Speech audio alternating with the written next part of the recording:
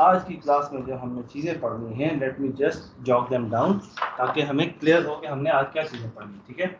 अगर तो मेरी आवाज़ जस्ट लेट मी नो कि मेरी आवाज़ क्या क्लियर है आप लोगों को? Yes sir.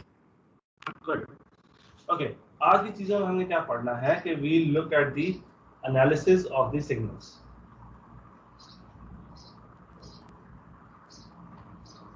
ठीक है, जो हमने कहा था ना कि हम लोग एनालिसिस का पार्ट देखेंगे कि यार अगर आप सिर्फ एक सिस्टम को देख के कैन यू टेल कि यार अच्छा ये एक लो पास फिल्टर है या हाई पास फिल्टर बनाएगा, ये इसका फ्रीक्वेंसी रिस्पांस क्या होगा, इसका मैग्नीट्यूड रिस्पांस क्या होगा, ठीक है। ये कुछ चीज़ें हम आज और अगले कल का जो लेक्चर है इस हफ्ते में हम ये चीज़ें पढ़ेंगे, जिसमें एक चीज़ हम पढ़ेंगे which is what we called group delay, ठीक है। फिर हम इसका इनवर्स सिस्टम पढ़ेंगे,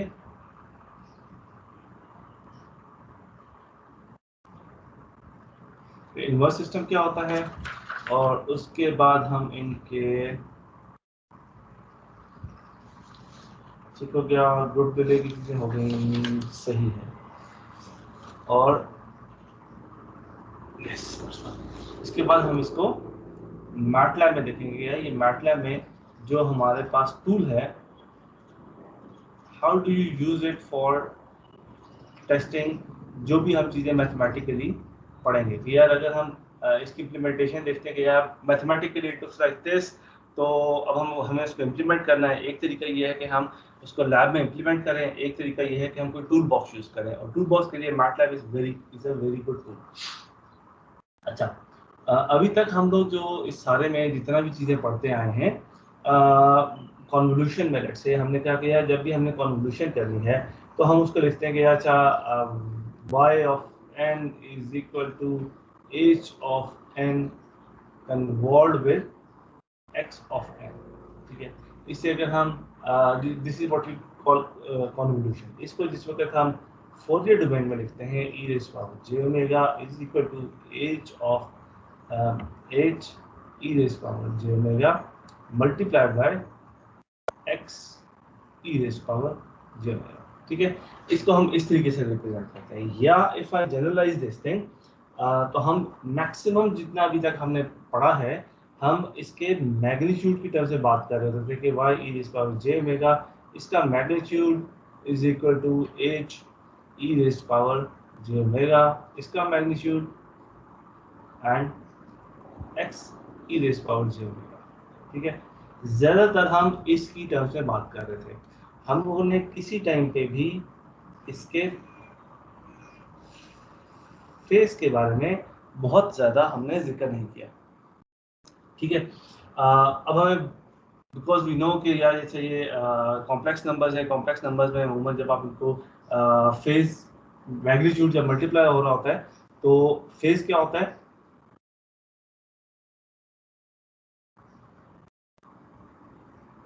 फेज क्या होता है,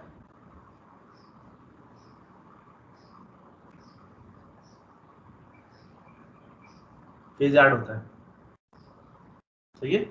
this is your magnitude and this is your phase. अच्छा, रीजन हमने इस चीज के बारे में बहुत ज्यादा बात नहीं की बिकॉज वी न्यू कि यार अच्छा हमें बहुत ज्यादा इंटरेस्ट है वो तो इससे कि यार मेरा जो इनपुट मैंने दी थी वो आउटपुट पे क्या आई, ठीक है। That is what we were interested in. लेकिन आज हम पढ़ेंगे कि कुछ केसेस में क्या होता है कि आपको फेज को देखना बहुत ज़्यादा इंपॉर्टेंट होता है, क्योंकि फेज इंपॉर्टेंट इस वजह से होता है कि वो आपके सिस्टम के साथ बहुत सारी चीज़ें उल्टी पुल्टी कर सकता है और बाद में आपको समझ नहीं आती कि यार ये मेरे सिस्टम के साथ हुआ क्या। फॉर दैट रीज़न हम इसके फेज को लाजमी पढ़ते हैं कि अच्छा यार फेज के साथ चेंजेस क्या क्या आ रही है। मैग्नीट्यूड भी हमने काफ़ी साल तक पढ़ लिया, लेकिन हम इसको देखना चाहेंगे कि यार ये फेज के अंदर चेंजेस क्या क्या आती हैं और किस तरीके से आती हैं।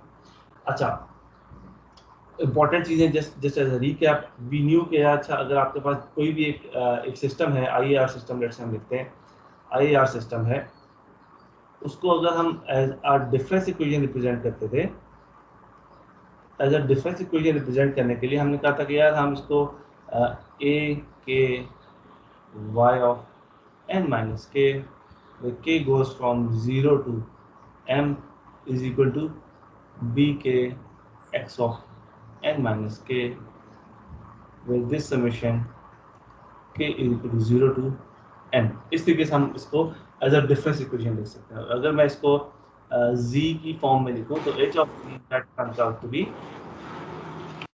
ठीक है, इस तरीके से आवाजें आ रही है जैसे कुछ स्कॉच कोर्ट में है यार।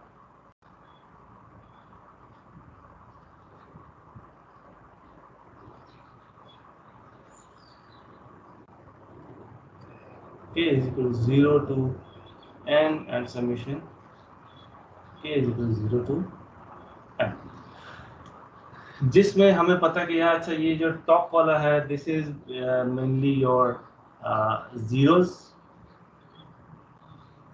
these formulate your zeros। इसकी इसकी इस इक्वेशन की रूट्स निकालेंगे तो these roots will give you the zeros and these roots the denominator, the roots of denominator, that this will give you the location of your poles, or this will give you the poles। okay, a case आपके y के coefficients होते हैं, b case होते हैं x के coefficients होते हैं। यहाँ तक हमें पता था, ठीक है। अच्छा, इंटरेस्टिंगली हम लोग को ये भी पता किया, अच्छा आपके पास एक h of z अगर आपको पता है, ठीक है, यू नो के यू हैव वन वे और another somehow you have modeled a system, ठीक है। although modelling a system h of z, इसको हम लोग बहुत ज़्यादा डिटेल में इस कोर्स में नहीं पढ़ते। यूजुअली अगर आप मास्टर्स वगैरह में जाते हैं तो एक सब्जेक्ट टीच किया जाता है जिसे कहते हैं अडेप्टिव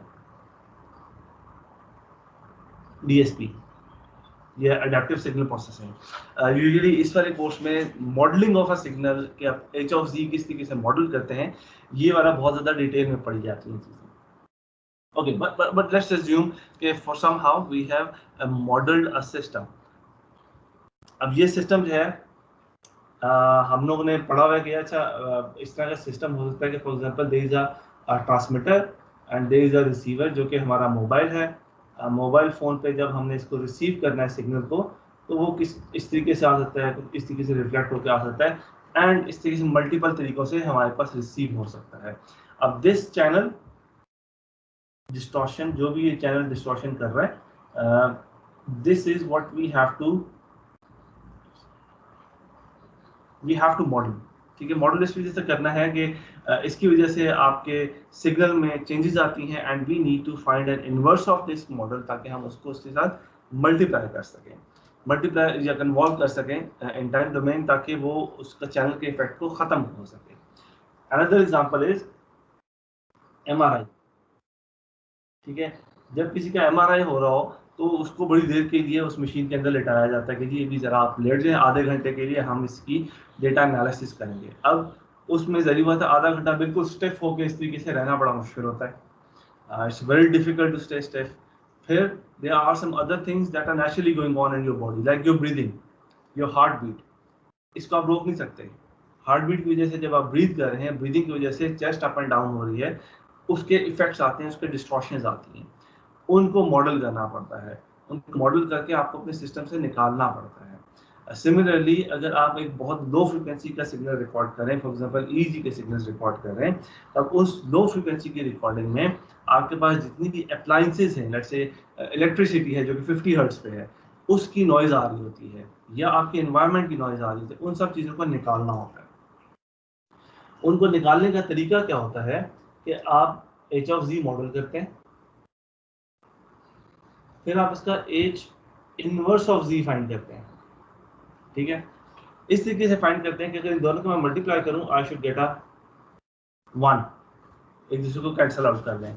या अगर मैं इसको टाइम डोमेन की टर्म में बात करूं तो it should be H of N convolve with H inverse of N, so that I get a delta of N, ठीक है। This is what I want to do, or this is what I want to model. This is what I want to how I want to model this thing, ठीक है। Examples मैंने आपको बता दी, बहुत सारी इसकी एग्जांपल्स होती हैं। अब इसमें एक इंपॉर्टेंट चीज क्या होती है कि हम कहते हैं अच्छा H of G, H inverse of G will be equal to 1 over H of G, सही है। ये हमने इक्वेशन बना ली इसकी, because from this we can come to this equation. इसका मतलब क्या है? इसका मतलब ये है कि if we look at this difference equation,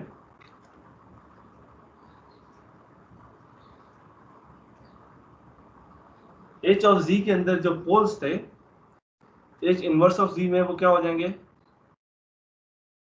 zeros. बिल्कुल। और जो जीरोस थे वो क्या हो जाएंगे? Sir pole. वो पोल्स बन जाएंगे। ठीक है, नाउ इट इज इंपॉर्टेंट कि we keep this thing in mind. ये चीज आपने याद रखनी है कि जब इनवर्स सिस्टम्स को डिजाइन किया जा रहा होता है तो आपके जो एक्चुअल सिस्टम में जो सिस्टम रिस्पॉन्स था उसमें जो पोल्स थे वो जीरोस बन जाएंगे, जो जीरोस थे वो पोल्स बन जाएंगे। इसके इश्यूज क्या आएंगे? What will be the effect?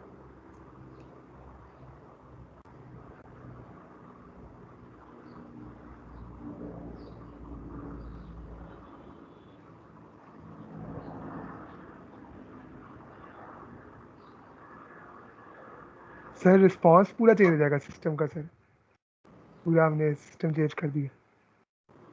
Stability के बारे में क्या ख्याल है?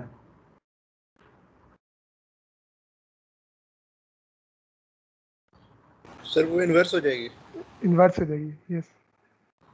इनवर्स से मुराद क्या है? इनवर्स, अच्छा इससे पहले हमने कहा था यार एक चीज इंपॉर्टेंट हम एच ऑफ जी में देखेंगे कि जो भी आप इसे पोल जीरो प्लॉट में जब आप इसे प्लॉट करेंगे, if this is your unit circle, हमने क्या कहा था? पोल कहाँ पे होने चाहिए for stable sir system? Inside the circle. Inside the circle. और जीरोस के बारे में हमने क्या कहा था? सर आउटसाइड होनी चाहिए। नहीं, हमने जीरोस के बारे में कुछ भी नहीं कहा था। यस। ठीक है, हमने जीरोस के बारे में कुछ भी नहीं कहा था कि जी जीरोस कहाँ पे होने चाहिए।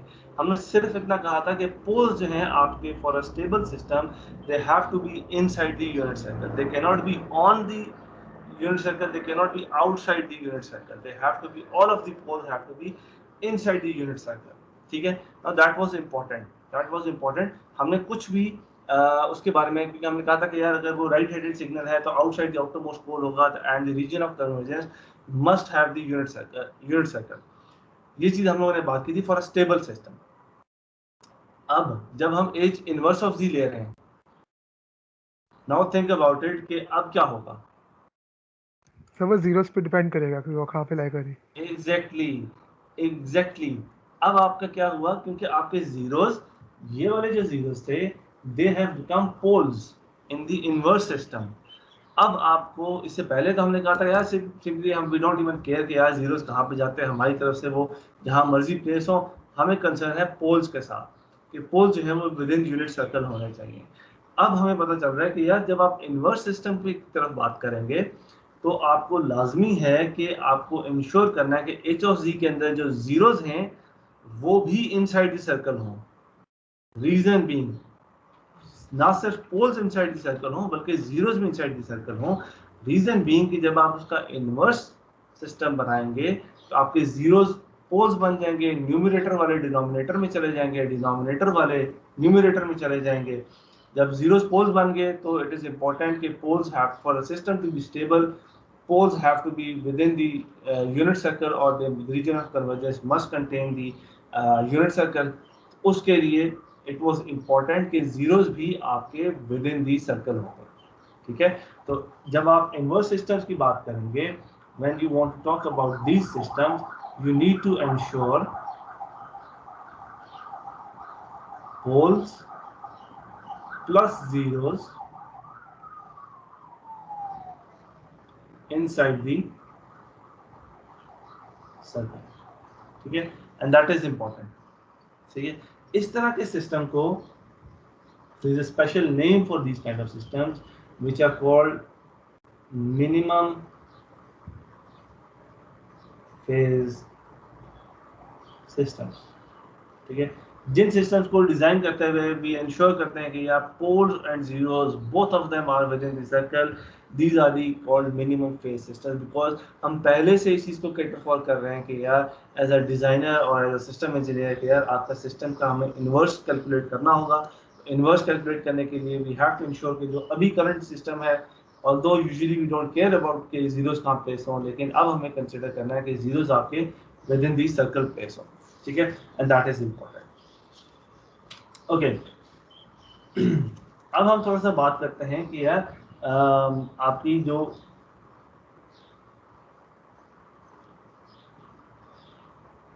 रूट्स जो हैं, जो भी आपके रूट्स या आपकी जो रूट्स ऑफ डिनोमिनेटर,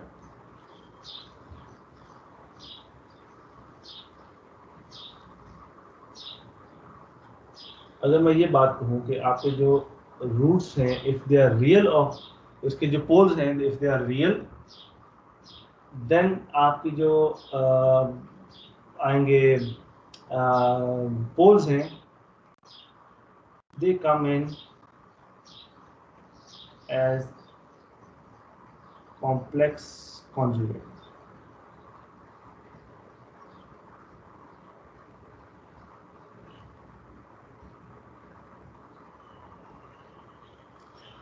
इसका क्या मतलब है? इसका मतलब ये है, ऑल्दो इसको हमने इससे पहले किया हुआ है, इसका मतलब ये है कि अगर तो आपके पोल्स इस तरीके से हैं जिसमें if this is r and this is theta and this is again r and this is minus theta. So if I write this thing r e raised to power j theta, so this one is r e raised to power minus j theta. तो ये एक दूसरे के complex conjugate हैं. If the poles are in a pair, they are complex conjugates. Complex conjugate का मतलब ये है कि जो आपके रूट्स बने हैं they will always be real. अच्छा, हमें पता है नंबर्स दो तरह के होते हैं, रियल एंड कॉम्प्लेक्स, ठीक है.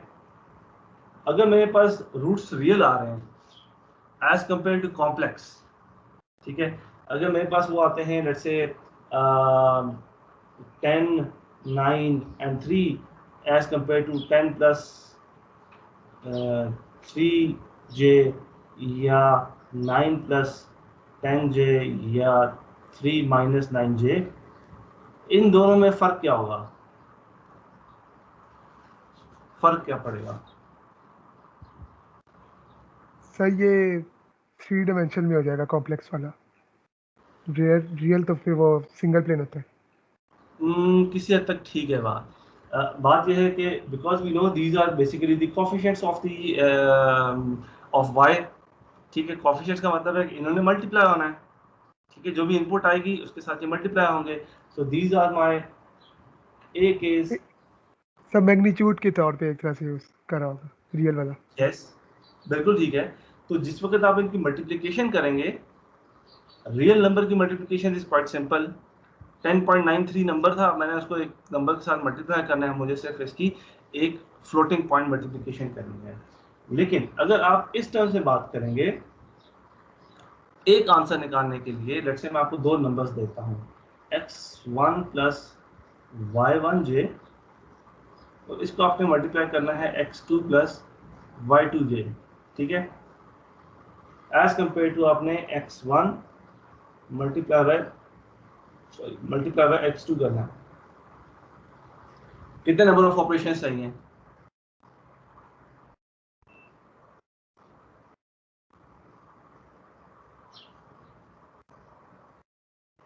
कितने ऑपरेशन चाहिए? सर काइंडली रिपीट कर देंगे सर. क्वेश्चन ये है कि अगर मैंने ये रियल मल्टीप्लिकेशन करनी है compare to complex multiplication. Sir real में तो एक ही चाहिए होगा. ठीक है, रियल में आपकी एक मल्टीप्लिकेशन चाहिए, इसमें आपको x1 x2 y1 y2 फिर x1 x1 y2 y1 6 y2 और उनकी एडिशन, वो सारी चीजें मतलब आपको तकरीबन अगर मैं रफली बात करूं तो 4 multiplication and some like 3 additions आपको चाहिए होंगे to get to the final answer. I think so. जबकि कंपैरेटिवली अगर आपके पास रियल रूट्स हैं तो आपको सिंपली एक मल्टीप्लिकेशन चाहिए. सही है. सो इस वजह से वी ऑलवेज प्रेफर कि हमारे पास रूट्स जो हैं वो रियल ही आए. ठीक है. Now let me connect it back. तो इट्स एज इफ सेइंग कि यार अच्छा मैंने लाहौर जाना है, यहाँ से रावलपिंडी से मैंने या इस्लामाबाद से मैंने लाहौर जाना है, तो मैं मोटरवे का रूट लूँ या मैं जीटी रोड का रूट लूँ, ठीक है। मोटरवे से मुझे पता है सीधा सीधा रूट है, मैं डायरेक्ट पहुंच जाऊंगा। अगर मुझे जीटी रोड से जाना है तो मुझे पता है हर दफ़ा मुझे रास्ते में इधर से निकलूंगा तो मुझे रवात से गुजरना पड़ेगा, फिर गुजर खान से गुजरना पड़ेगा, दीना से गुजरना पड़ेगा, आगे इस्लामाबाद जेलम से गुजरना पड़ेगा। इस तरीके से मैं मुख्तलिफ शहरों के बीच में से गुजरता गुजरता जाके पहुंचूंगा, ठीक है। तो it is taking the easier route और टेकिंग द कॉम्प्लेक्स रूट, ठीक है। So this is the difference between these two. Now let's get back to जो हमने इससे पहले ड्रॉ किया था, जो कि ये चीज़ थी कि अगर आपके पास रूट्स जो हैं if they come in complex conjugate form, तो आपके पास जो भी सिस्टम बनता है उसके रूट्स जो हैं दे आर ऑलवेज रियल, ठीक है। मैटलैब भी यही करता है, जब भी आपको रूट्स बना के देगा, जब भी आपको पोल्स बना के देगा, वो हमेशा पोल्स जो है वो कॉम्प्लेक्स कॉन्जुगेट की फॉर्म में बना के देता है, because that makes your life as a system designer easy. So let's have a look कि जो मैंने अभी सिस्टम ड्रॉ किया हुआ है ऊपर, लेट मी कॉपी दैट ताकि मुझे दोबारा ड्रॉ ना करना पड़े।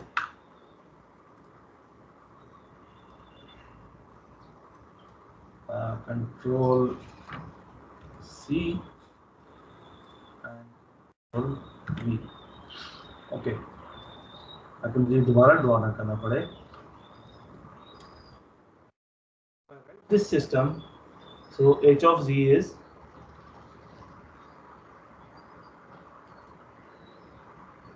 h, oops,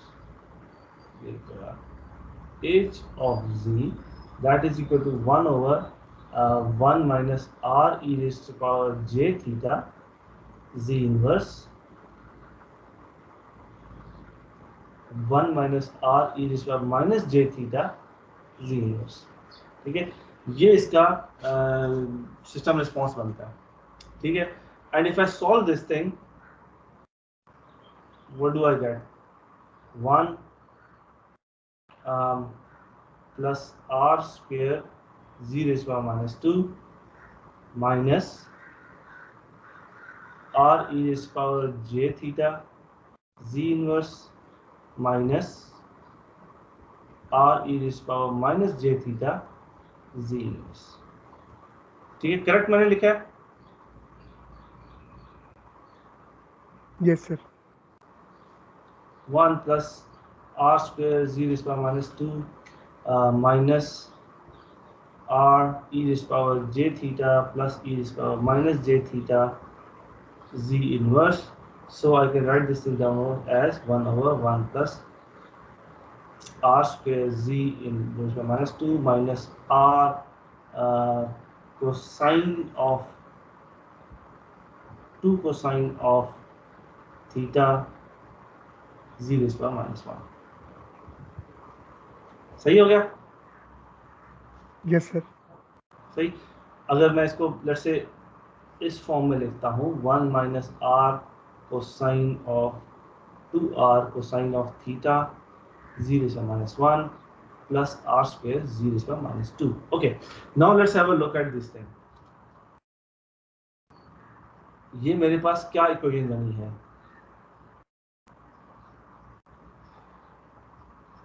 ये इक्वेशन मेरे पास बनी है जिसको अगर मैं उस फॉर्म में लिखना चाहूँ, if I write z inverse as x, so this is 1 plus जो भी है a x plus b x square, ठीक है। जिस तरह की कौन सी इक्वेशन होती है जिसको हम कहते हैं क्वाड्रेटिक इक्वेशन, ठीक है। दिस इज अ क्वाड्रेटिक और अ सेकंड ऑर्डर इक्वेशन, जिसके जो ये कोफिशिएंट्स हैं, all of these coefficients are real, ठीक है। इसमें अगर जो भी आप वैल्यू डालेंगे, थीटा की वैल्यू डाल दें, आर की वैल्यू डाल दें, let's say R is equal to 0.8, theta is equal to π/4, ये आपके पास एक कांस्टेंट वैल्यू आ जाएगी, एक रियल वैल्यू आ जाएगी। सो this is exactly what I said कि जब भी आपके पास सिस्टम में अगर आपके पास पोल्स जो हैं वो in the form of complex conjugate आ रहे हैं, इन दैट केस आप उसको आपके पास जो भी कोफिशिएंट्स आएंगे they will always be real, ठीक है।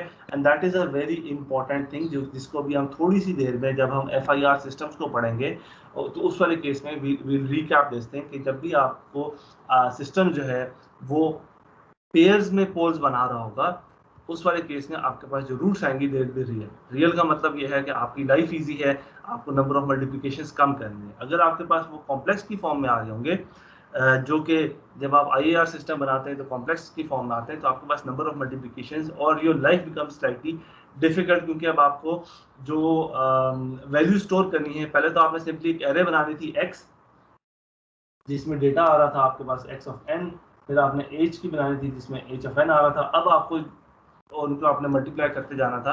अब आपको इस वाले केस में क्या करना पड़ेगा, आपको कॉम्प्लेक्स x को अगर रियल है तो रियल रखेंगे, कॉम्प्लेक्स तो कॉम्प्लेक्स रखेंगे, h को आपको कॉम्प्लेक्स करना पड़ेगा। इस वजह से it makes your life difficult. इसका जो भी अगर आप लेट्स से C में इम्प्लीमेंट कर रहे हैं, इसमें आपको एक डेटा स्ट्रक्चर बनाना पड़ेगा जो कि एज को as a complex variable represent कर रहा होगा, ठीक है। तो that makes your life even more difficult. By the way, अगर आपके पास क्वाड्रेटिक इक्वेशन है तो तो मुझे बता सकते हैं उसकी रूट्स निकालने का क्या तरीका होता है? क्वाड्रेटिक फार्मूला यूज कर लें, क्या क्वाड्रेटिक फार्मूला यूज कर लें सर। कौन सा है बताएंगे? Sir -b plus minus under root b square minus 4ac divide by 2a। बिल्कुल ठीक है, ये वाला फॉर्मूला यूज करते हैं। बिल्कुल ठीक कह रहे हैं आप, ये वाला फॉर्मूला हम लोग यूज करते होते हैं। ओके, अच्छा अब इसमें एक इम्पॉर्टेंट चीज आती है। अब इसमें इम्पॉर्टेंट ये है कि क्या just by looking at this equation, this h of z,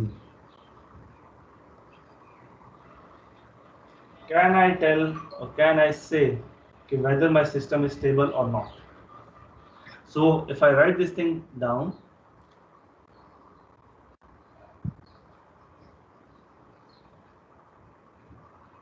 looking at the real coefficients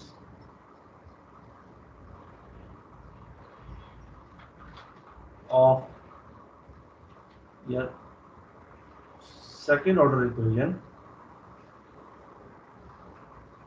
this is the question, ठीक है? Can I comment on stability?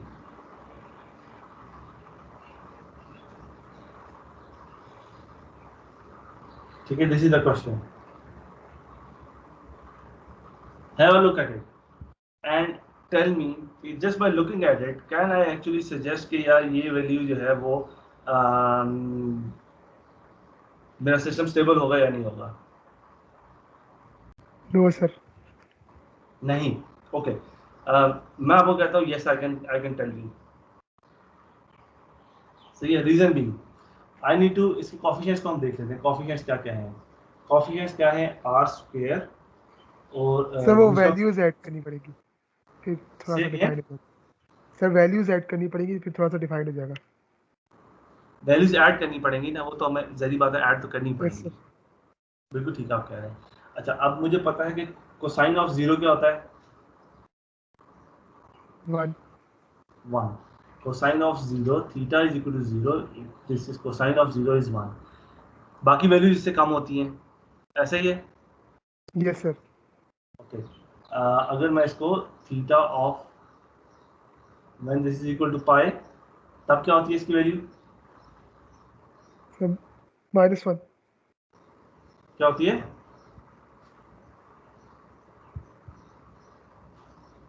Less than 1। ठीक है, आप डाल के देख सकते हैं। -1 होती है सर। बिल्कुल ठीक कह रहे हैं आप। बेस्ट तरीका क्या होता है कि हमेशा इन चीज़ों को आप कैलकुलेट कर लें, ठीक है, कि यार मेरे पास एग्जैक्टली आंसर क्या आता है। ये भी मैं आप लोगों को करके भी दिखाऊंगा, ठीक है। अच्छा, अब हमने क्या करना है, तो यार ये चीज़ मुझे पता चल गई, इसकी मैक्सिमम वैल्यू जो है तो 1 आती है, ठीक है। Now it all depends upon R. R की value, if R is less than 1, ये सारी की सारी चीज़ जो है वो लेस देन 1 होगी, ठीक है। जस्ट बाय लुकिंग, और r square obviously if it is r is less than 1, r square जो है वैसे ही लेस देन 1 होता है। और आर ही था हमारे पास जो कि था इसका रेडियस ऑफ द पोल, ठीक है, कि ये यूनिट सर्कल पे कितने डिस्टेंस पे जो है वो पोल प्लेस था, ठीक है। So just by looking at this value at r, I can suggest you कि यार मेरा सिस्टम जो है वो स्टेबल होगा या नहीं होगा। सही है। Just by looking at this thing मुझे पता है कि यार इससे सेकंड ऑर्डर इक्वेशन का मतलब है दो पोल्स हैं, दो पोल्स में if I look at the value of r I can tell you कि यार ये सिस्टम मेरा स्टेबल है या नहीं है। ठीक है। And this is what I can tell you जब तक आपके पास सेकंड ऑर्डर इक्वेशन है। अगर आपके पास फर्स्ट ऑर्डर इक्वेशन है तो पता ही आपको एक पोल है and you can just look at the value of it and tell के यार ये इनसाइड दी पोल है या आउटसाइड दी पोल है, आउटसाइड दी यूनिट सर्कल है, एंड यू कैन टेल के यार आपका सिस्टम स्टेबल होगा या नहीं होगा। सिमिलरली अगर आपके पास सेकंड ऑर्डर डिफरेंस इक्वेशन है, just by looking at this value of r again I can tell you कि मेरा सिस्टम स्टेबल होगा या नहीं होगा।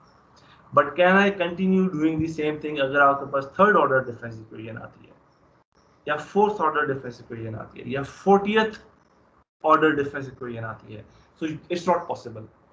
लोगों ने काफी सारी इस पे रिसर्च किया है कि अगर यार आप फर्स्ट ऑर्डर सेकंड ऑर्डर की बजाय आप थर्ड ऑर्डर पे जाते हैं तो आपके कोफिशिएंट्स की लिमिट्स क्या होनी चाहिए to just by looking at the equation and you should be able to tell कि आपका सिस्टम स्टेबल होगा या नहीं होगा। लेकिन यूजुअली आप ये नहीं कर सकते। It's difficult. थर्ड ऑर्डर पे भी लोगों ने किया हुआ है, फोर्थ ऑर्डर तक भी किया हुआ है, लेकिन उसके बाद चीजें जो है वो इतनी ज्यादा कॉम्प्लेक्स होना शुरू हो जाती हैं कि वो पॉसिबल नहीं रहता। So just by looking at the coefficient और the value of this difference equation I should be able to tell you कि यार अच्छा ठीक है आपके पास सिस्टम जो है वो स्टेबल है या नहीं है।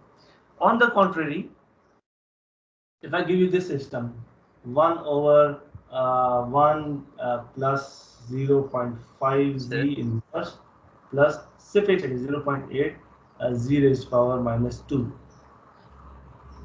ये मैंने आपको h of z दिए है। ठीक है। The second order difference equation, I want you to find the value of theta, I want you to find the value of r. Can you do this thing?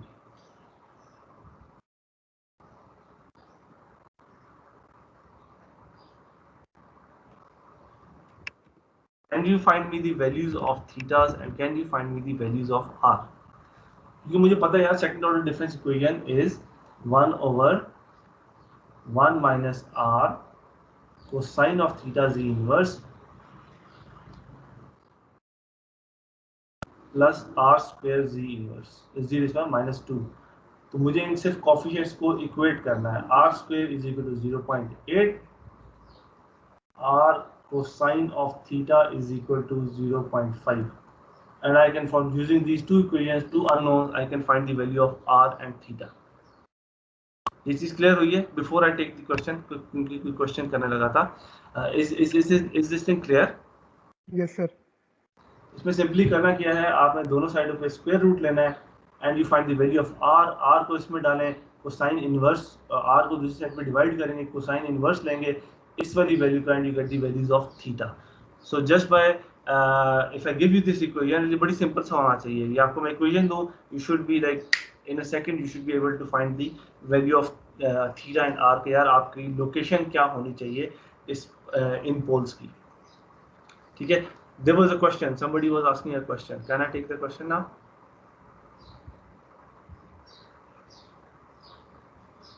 Sir ऊपर जो आपने are square का बताया था कि less than 1 होगा, sir वो greater than 1 भी हो सकता है सर?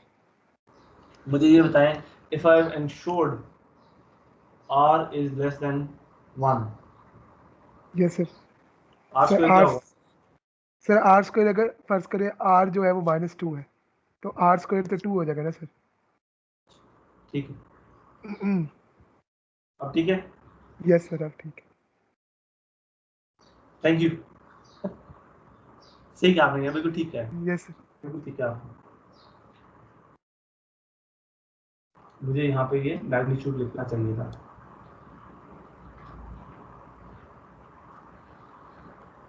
ओके, एनीबडी एल्स, किसी और का क्वेश्चन? क्योंकि इसके बाद एक हम बड़ी इंटरेस्टिंग सी चीज पे जाना शुरू होंगे, which is what we call group delay. Sir आवाज आ रही है मेरी? जी बिल्कुल, आपकी आवाज आ रही है जीशान। सर ये जो आपने ऊपर वाली प्रॉब्लम बताई थी, उसके अंदर जब हमने कहा था कि हम आर के जरिए बता सकते हैं कि स्टेबल है कि नहीं, ये वाली। तो इसमें तो हमने ये कहा था कि हम थीटा 0 रख लें तो उसमें हम कहेंगे कि मैक्स हमारे पास 1 आ सकती है, तो उसके 1 से कहीं कम ही हो सकती है सारी वैल्यूज, इसलिए हमने कहा था। तो अगर वो cos थीटा हमारा 0 बन रहा हो टोटल, मतलब थीटा 90 हो हमारे पास, तो फिर हम तो नहीं कह सकते ना इसको, फिर तो सीधा सीधा अनस्टेबल होगा। वो वाली बेशक टर्म 0 हो जाए ना, दैट इज फाइन, वो पूरा कोएफिशिएंट 0 हो जाता है ना। Yes sir. मैंने सिर्फ देखा ये कि यार मैं बेसिकली इसको कहते हैं ना कि मैं इसका बेसिकली एनालिसिस कर रहा हूँ कि मेरे पास ये टर्म है r कोसाइन ऑफ थीटा, ठीक है। मुझे पता है कि यार ये इसकी maximum value cosine of theta की मैक्सिमम वैल्यू 1 बन जाती है, 1 आती है सर। ठीक है। तो मैंने इसकी मैक्सिमम वैल्यू ली और उससे मैंने सॉर्ट ऑफ बैक ट्रैक किया कि यार अच्छा अगर इसकी मैक्सिमम वैल्यू 1 आएगी, r मुझे पता है कि this is something less than 1, सही है। तो अगर मैं किसी जैसे 0.8 को 1 से मल्टीप्लाई करता हूँ तो मेरे पास मैक्सिमम वैल्यू जो है वो लेस देन 1 ही रहेगी, ठीक है। इस तरीके से मैं इसको सॉर्ट ऑफ बैक ट्रैक कर रहा था, ओके सर। ठीक है। और क्योंकि हमारा मेन इंटरेस्ट है आर से कि यार उसका रेडियस क्या है, बिकॉज वी न्यू कि यार अगर आपका radius is with in unit circle तो आपका सिस्टम स्टेबल है, ठीक है। अगर आपका पोल जो है वो विद इन यूनिट सर्कल है तो आपका सिस्टम स्टेबल है। And this is what I wanted just by looking at the difference equation can I tell कि अब मुझे पता है कि अच्छा मैं अगर आपको ये वाली टर्म देता हूँ 1 माइनस ए जी इनवर्स, आपको पता है यार a is a magnitude, let me be complete on this time, a magnitude is less than 1, तो आप कह सकते हैं यार मेरा सिस्टम स्टेबल है, एग्री। क्योंकि अब मुझे पता है कि अगर इसका पोल जो है वो ए पे अकर करता है तो ये तो ये बड़े आसानी से यहाँ पे जो है वो अगर ये यूनिट सर्कल है वो इस तरीके से अकर करता है, सही है। अब मैंने कहा कि अच्छा यार इसे मैं पोलर कोऑर्डिनेट्स में ले जाता हूँ। पोलर कोऑर्डिनेट्स में मैंने कहा 1/1 माइनस आर ई पावर जे थीटा पे मैं ले जाता हूँ इसको, ठीक है। रादर देन के वो सिर्फ एक्सिस पे रहे, उसे मैं आर ई पावर जे थीटा पे ले जाता हूँ। और इसको मैंने कहा कि यार ये अब मैंने इस वाले केस में तो सिंगल पोल था, ठीक है, सिंगल पोल था। लेकिन अब मैंने कहा कि अब मेरे पास सिंगल पोल नहीं है, अब मेरे पास दो पोल्स हैं, तो मेरे पास ये डिफरेंस इक्वेशन जो बनेगी that second order difference equation. अब सेकंड ऑर्डर डिफरेंस इक्वेशन में हाउ कैन यू से कि यार मेरा सिस्टम स्टेबल है या नहीं है। एक तरीका ये है कि यार डिफरेंस इक्वेशन लें, उसकी वैल्यूज लें, उसको पोल्स एंड जीरोस की लोकेशन निकालें, पोल जीरो प्लॉट पे प्लॉट करें और पोल जीरो प्लॉट पे देख के आप बताएं कि आपका सिस्टम स्टेबल है या नहीं है। दूसरा तरीका ये है कि आप सिंपली इन वैल्यूज को देखें और इन वैल्यूज की बेसिस पे you should be able to decide कि यार क्या आपका सिस्टम स्टेबल होगा या नहीं होगा इस वाली इक्वेशन में, ठीक है। और वही हम देखना चाह रहे थे कि यार अच्छा मैं इसको अगर देखूं तो मैं किस जगह पे जाकर कहता हूँ कि यार मेरा सिस्टम स्टेबल होगा या नहीं होगा, सही। तो वो हमने डिसाइड किया कि यार we just look at the value of r and we should be able to tell कि हमारा सिस्टम स्टेबल होगा या नहीं होगा, correct. Yes sir. Okay, now let's move on कि हम एक चीज कहते हैं जिसे हम कहते हैं ग्रुप डिले। ग्रुप डिले क्या होता है? Group delay is basically, I just tell you the definition of that thing. That is basically कि अगर आप एक h e raise power j omega लें, इसका फेज ले लें और इस फेज का आप d/d ओमेगा लें, this is what we called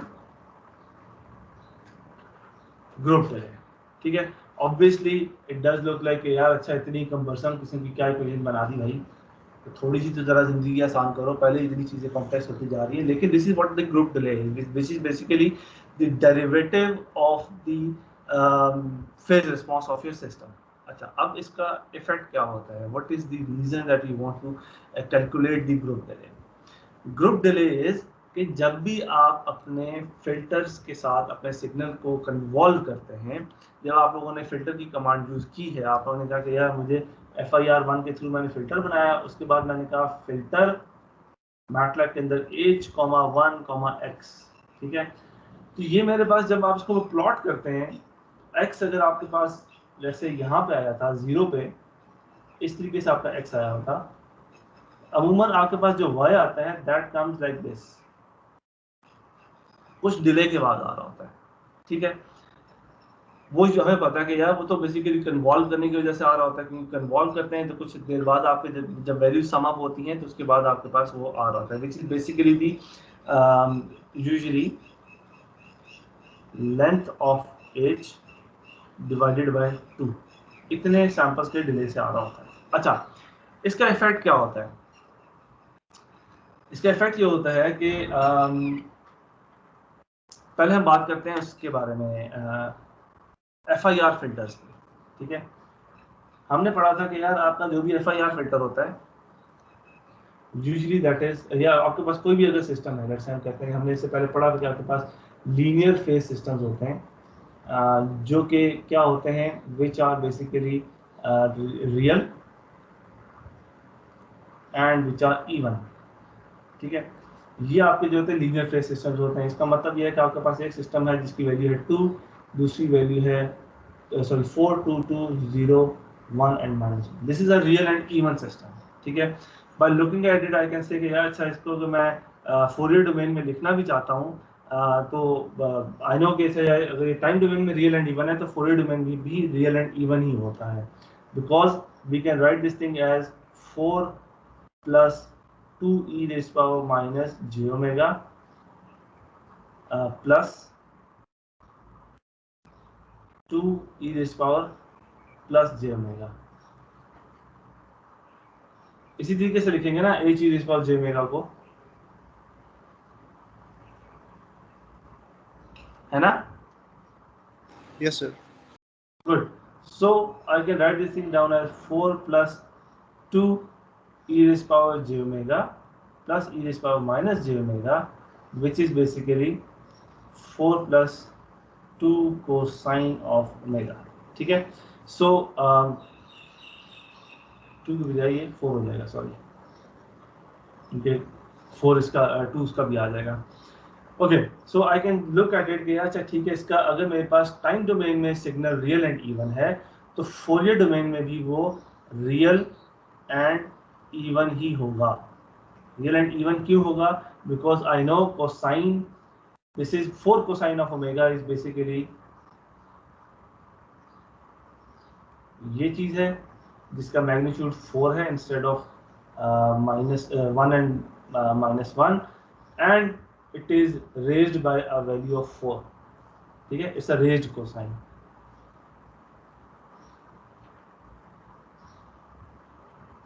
तो अगर मेरे पास कोई भी टाइम डोमेन में एक सिग्नल है रियल एंड इवन, तो मैं उसको आई नो कि यार ये फ्रीक्वेंसी डोमेन में भी रियल एंड इवन ही होगा।